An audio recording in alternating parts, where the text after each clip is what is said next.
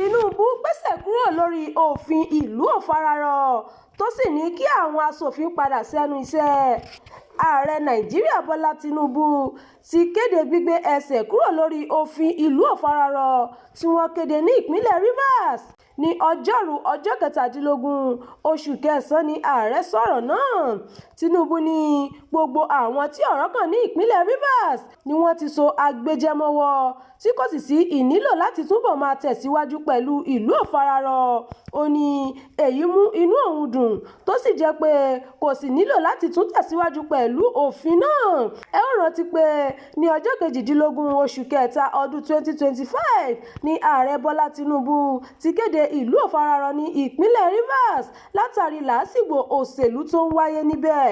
Tinubu ti wá ní kí gómìnà Fubara, igbákejì rẹ̀ Ngozi Odu àtàwọn aṣòfin ní ilé aṣòfin ìpínlẹ̀ náà tó fi mọ́ olórí ilé Martins Amaewhule padà sẹ́nu iṣẹ́ wọn láti ọjọ́ 18 oṣù kẹsàn-án ọdún 2025 níbi ọ̀rọ̀ tí ààrẹ bá àwọn ọmọ orílẹ̀-èdè Nàìjíríà sọ ní àṣálẹ́ ọjọ́ Ìṣẹ́gun ọjọ́ 18 oṣù kẹta ló ti sọ̀rọ̀ náà. Tinubu ní làásìgbò òṣèlú tó ń wáyé ní ìpínlẹ̀ náà láti bí oṣù mélòó kan sẹ́yìn kan òun lóminú. Ó ní gbogbo ìgbìyànjú òun láti rí i pé ìfàǹfà náà wá sópin ló já sí pàbó. Lẹ́yìn tí ààrẹ kéde ìlú fararọ ní ìpínlẹ̀ náà ló ní kí gómìnà Fubara àti igbákejì rẹ̀ ọ̀jọ̀gbọ́n Ngozi Odu lọ rọ́ọ̀kùn nílé fún oṣù 6 gbáko. Bákan náà ló ní gbogbo àwọn tí wọ́n dìbò yan sílé aṣòfin ìpínlẹ̀ náà lọ rọ́ọ̀kùn nílé oṣù 6. Ààrẹ ní nǹkan ìbànújẹ́ ló jẹ́ pé ìjọba ìpínlẹ̀ Rivers wọ ilé aṣòfin láti bí ọdún kan àbọ̀ tí wọn kò sì rí nǹkan kan ṣe títí di àsìkò yìí. Ó ní láti ìgbà tí wọ́n ti bá ara wọn fa ìfàǹfà ni kò ti sí ìlọsíwájú kan gbòógì ní ìpínlẹ̀ náà nítorí wọn kò jẹ́ kí àwọn ará ìlú jẹ mùkúndùn ìjọba àwarawa.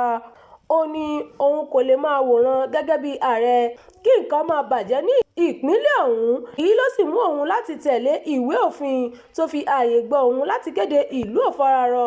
Lẹ́yìn èyí ni ààrẹ Tinubu yan Vice Admiral Ibokiti Ibas ní láti máa ṣe àkóso ìpínlẹ̀ Rivers fún oṣù 6 náà.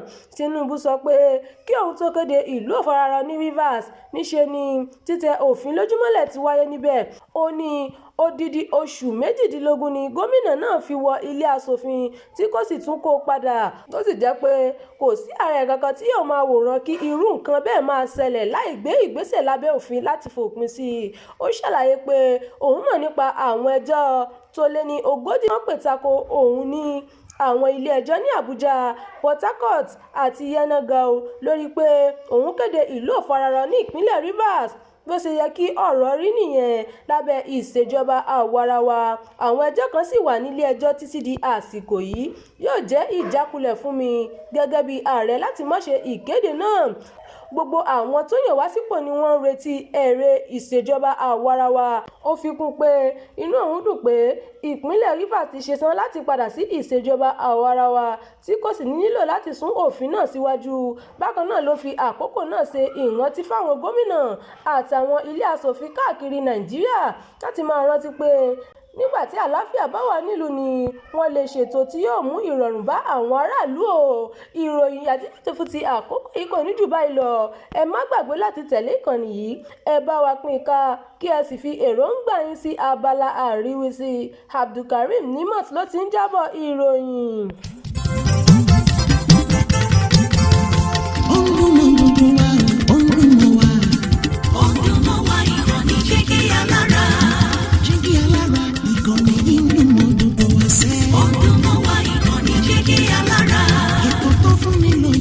Ètò tó wà ní lọ́yẹ̀ wà ń bẹ̀. Ọdún mọ́ wá ìkànnì jẹ́ kí alára. Ìròyìn lóríṣiríṣi tàbí mọ́ bó ṣe ń lọ láwùjọ.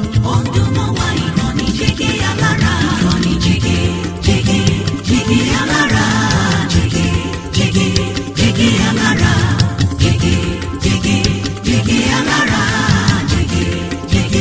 Jẹ́gẹ́ alára. Ìkànnì jígí alára 24 bàbá gbogbo.